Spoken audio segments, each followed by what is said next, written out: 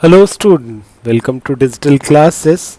This video is for class 9, subject is science, and this is the revision or recap of chapter number 6. So many students have doubt in this chapter, so I just make a revision video to clear your doubt. This is a 6th chapter which is tissue, and this topic comes under biology. Now let us start with the plant tissues. We know that plant tissues are divided into two, meristematic tissues and a permanent tissues. Further, the meristematic tissues are divided into three. This is aerial meristem, lateral meristem, intercalary meristem. And the permanent tissue is divided into two, that is a simple permanent tissue and a complex permanent tissue. Simple permanent tissue is further divided into parenchyma, collenchyma, sclerenchyma, and the complex permanent tissue is divided into xylem and phloem. Now I am going to tell you one by one. First meristematic tissue, then permanent tissue. And it is a request to all students, please make a note in bio chapter so it will be easy to remember or recall it. The meristematic tissue, we know that the fertilized egg zygote form embryo which consists of dividing cell. As the embryo grow and give rise to the adult plant, most of its cell differentiate and perform specific function. Some cell, however, do not differentiate and retain their ability to divide. Such localized group composed of young cells which with ability of continued division is known as meristematic tissues. The part of the plant having such tissues are called meristem. Now the characteristic of the meristematic tissues. Some important characteristic of meristematic tissues are: meristematic cells are small, spherical and pentagonal in shape, with thin and elastic cellulose wall. They are completely arranged within an intercellular space. Cells are densely cytoplasmic with a prominent nucleus. These cells have either small or no vacuoles, endoplasmic reticulum, and mitochondria are not fully developed. Metabolically, these are the most active cell. Location of the meristem. Based on their location or position in the plant body, meristem are of three types: aerial, lateral and intercalary. Apical meristem, it is situated at the tip of the shoot and root.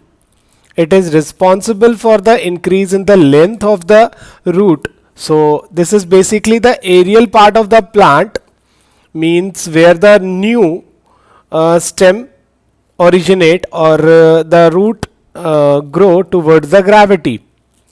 And if you cut the tip of the root, it will not increase in height because you have removed the aerial meristem. Lateral meristem. This meristem is placed along the side of the longitudinal axis of the plant.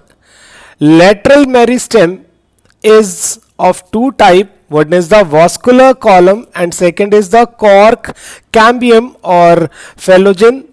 The vascular cambium produce secondary xylem and secondary phloem. It is responsible for the growth in the thickness of the plant axis. The cork cambium produce secondary cortex and cork, that is called bark. So inside the bark, this tissue will be found. In this picture, you are able to see the apical meristem, that is the tip of the plant above this figure, and then lateral meristem, which is the side, which exists in the side of the tree or plant, and third is the intercalary meristem. It is located near the nodes and internodes. you can see in this picture the intercalary. This meristem is located at the base of the leaf and internodes of many monocotyledon. The green stem of the grass in fact elongate due to the activity of intercalary meristem. Now the function of meristem tissues, meristematic tissues, all tissues in the plant body are the derivatives of the meristematic tissues. Therefore, meristem can be called a parent tissue. The growth of the height and thickness of the plant axis is due to the apical and lateral meristem respectively. New leaves, branches, flowers, etc. are produced by the meristem present in the tip of the shoot. This is the apical meristem. In the case of tiny injury, the meristem help in the healing of wound by forming new cells. The shoot locked or bent by wind grow upright due to the activity of intercalary meristem. I already tell you that the permanent tissue is divided into two. One in the simple permanent tissue and second is the complex permanent tissue. The cells derived from meristematic tissues gradually lose the power of division and mature into specific type of cell and perform some special functions. Permanent tissues may thus be defined as a group of cells which are specialized for different function and have lost the capacity of division. Now see, the simple permanent tissue is further divided into three. One is the parenchyma, second is the chlorenchyma, and third is the sclerenchyma. Now let us start with the parenchyma. Permanent tissues composed of only one type of cell are called simple tissues. Simple tissues are following three types. I just tell you. First is the parenchyma. The important characteristic of the parenchyma are they are thin walled living cell. Individual parenchyma cell are more or less isodiametric but appears polygonal in a tissue. Mature parenchyma cell have a large central vacuole, cytoplasm and a nucleus laying close to the periphery. Young parenchyma cells are loosely arranged and therefore have intercellular space between them. Mature cells are tightly packed and may or may not show conspicuous intercellular space. Fifth, parenchyma cells occur in almost all parts of the plant body such as stem, root, leaves, flowers, fruits. The pith of the root and stem is entirely made up of parenchyma cells. Pith is basically a tissue in the stem of vascular plant composed of soft, spongy parenchyma which store and transport nutrients throughout the plant. In some plants of the plant's body, parenchyma cell become specialized to perform some specific function, like you see in this figure. In first figure, parenchyma store starch grain. In second, chlorenchyma, it contain chloroplast. Third, erenchyma, which develop intercellular space which form a connecting system throughout the plant, and this type of system is in a aquatic plant.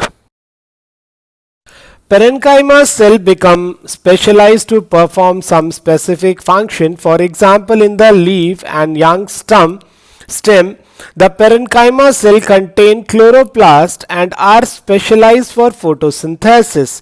Such parenchyma is called chlorenchyma. Similarly, in aquatic plants, parenchyma cells have well developed intercellular space with which are connected system throughout the plant.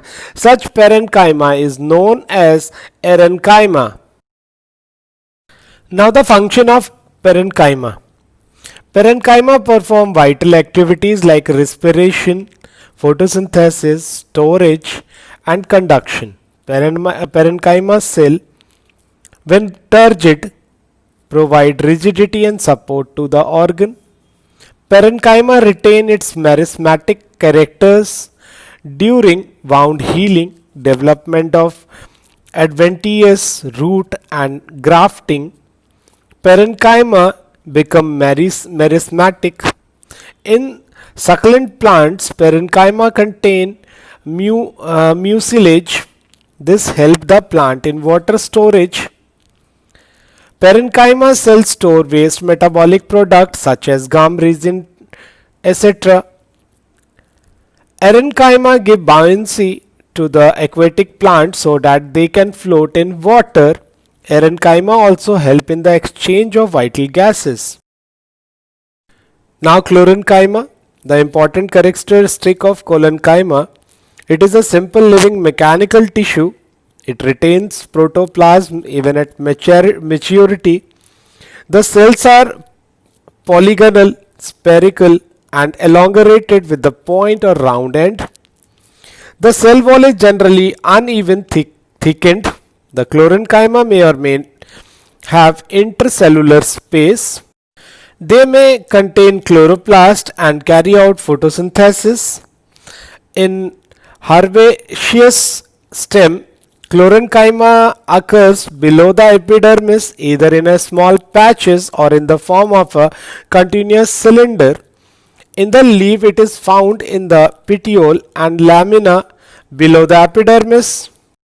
You can see in this figure, figure A is a polygonal patch, and in figure B you can see this is the continuous cylinder attached to each other, and it may contain chloroplast and carry out photosynthesis for the plant. Function of chlorenchyma. Chlorenchyma is primarily a mechanical tissue. It provides elasticity to young stems and leaf. That's why these organs can bend without breaking. While there is a too much air, then this allow the tree to bend without breaking, means trees are not able to break and it bends in the direction of the wind. Second, chloroplast containing chlorenchyma cell carry out the process of photosynthesis also. It can perform other vital functions such as respiration and storage. Now the third is sclerenchyma. It shows following characteristic. These are long or short narrow cell with thick wall. The thickening is due to the deposition of a chemical substance called lignin. Lignin is a complex organic polymer that forms key structural material in the support tissues of the vascular plant. The thickening of the uneven and thin area are known as pit.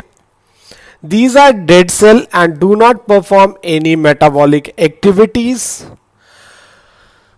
Sclerenchyma is of two types, sclerid and fiber. Sclerids are small, very thick walled cell with narrow lumen. There are also known as stone cell or grid cell. You can see the first three is a sclerenchyma, which is sclerid, and the D is the fibrous. The grittiness in the pulp of certain fruit is due to the sclerid. Fibers are elongated sclerenchyma cell usually with pointed ends. Their wall are very thick. The lumen or cell cavity is very much reduced. Individual fibers may be several centimeter in length. Rami fiber may be up to 55 centimeter in length. And fifth, sclerenchyma cell occurs in almost all part of the plant body, either in small group or in layer. In stems, the sclerenchyma cell are present below the epidermis around vascular bundle in the vein of the leaves and in the hard covering of seed and nuts. Now the function of sclerenchyma. They provide mechanical strength and rigidity to various plant organs.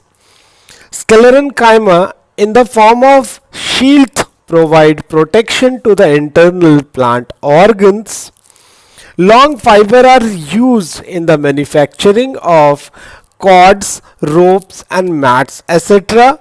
Cotton fibers, which are made up of cellulose, other fibers are made up of lignin, are chiefly used as textile industries.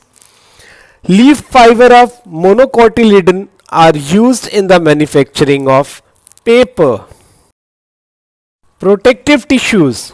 Protective tissues form the outer covering of all organs of the plant body. Its basic function is to protect the plant from unfavorable environmental conditions and pathogens. Besides this, protective tissues are also help in gaseous exchange and absorption of water and mineral. The protective tissues are of two types. One is the epidermis and second is the cork. Epidermis. Epi means outer, derma means skin, form the outermost covering or skin which extends over the entire surface of the plant body, is continuous except for certain openings. Example, stomata and lenticles. In a surface view, the cells of the epidermis are somewhat irregular in outline, varying in the shape and size. These cells are closely fitted together without intercellular space. Epidermis is usually single layered, but in a leaves of some plant, Indian rubber plant, banyan, etc., it is multi-layered. The surface of the epidermis is covered with a thin water-proof layer of cuticle. It protects the inner cell against loss of water and mechanical injury.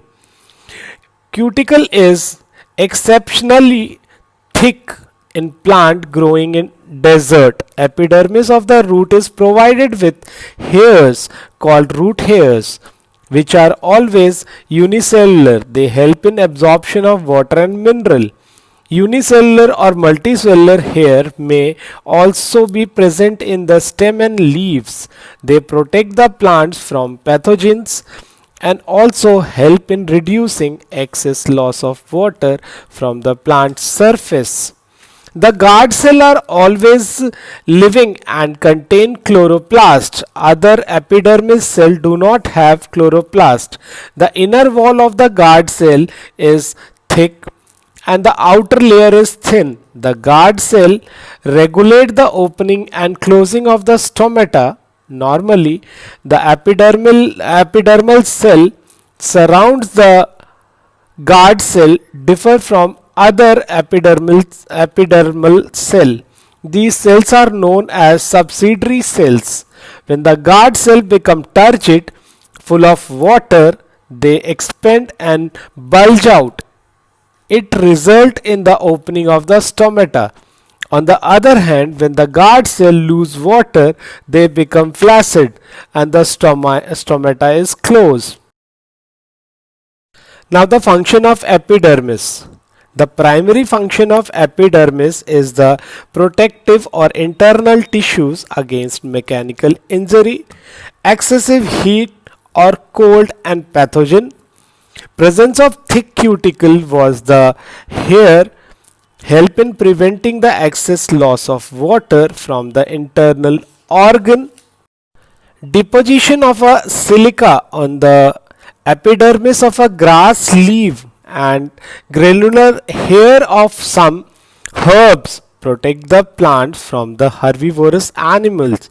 Mean they are a rough surface, so animal cannot eat. Stomata present in the epidermis allow exchange of gases between the plant and atmosphere during photosynthesis and respiration.